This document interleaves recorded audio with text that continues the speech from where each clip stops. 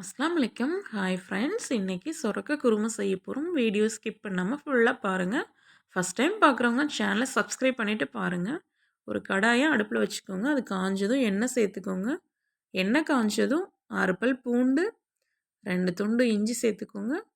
கூடவே 2 பச்சை மிளகாய் சேர்த்துக்கோங்க. சேர்த்துட்டு நல்லா வதக்கிக்கோங்க. வதக்கிட்டு இப்போ இதை ஆற வச்சுட்டுக்கோங்க. ஆற வச்சுட்டு ஒரு மிக்ஸி ஜாருக்கு மாற்றிக்கோங்க. அது கூட அரை மூடி தேங்காய் துருவல் சேர்த்துக்கோங்க. கூடவே ஒரு ஸ்பூன் சோம்பு சேர்த்துக்கோங்க. கொஞ்சம் தண்ணி சேர்த்துட்டு நல்லா பேஸ்ட்டாக அரைச்சி எடுத்து வச்சுக்கோங்க. இன்னொரு கடாயை அடுப்பில் வச்சுட்டு காஞ்சதும் எண்ணெய் சேர்த்துக்கோங்க. எண்ணெய் காஞ்ச எண்ணெய் காஞ்சதும் பெரிய வெங்காயத்தை நறுக்கி சேர்த்துக்கோங்க. சேர்த்து நல்லா வதக்குங்க. அது கூட 2 தக்காளி நறுக்கி சேர்த்துட்டு கொஞ்சம் உப்பு சேர்த்து நல்லா மசிகிற அளவுக்கு வதக்கிக்கோங்க. வதக்கிட்டு இப்போது சொரக்காய் சேர்த்துட்டு ஒரு 2 நிமிஷம் நல்லா வதக்கி விடுங்க. வதங்கினதும் இது கூட அரை ஸ்பூன் மஞ்சத்தூள், 1 ஸ்பூன் கரம் மசாலா சேர்த்து நல்லா கலந்துக்கோங்க. 2 நிமிஷம் கலந்து விடுங்க.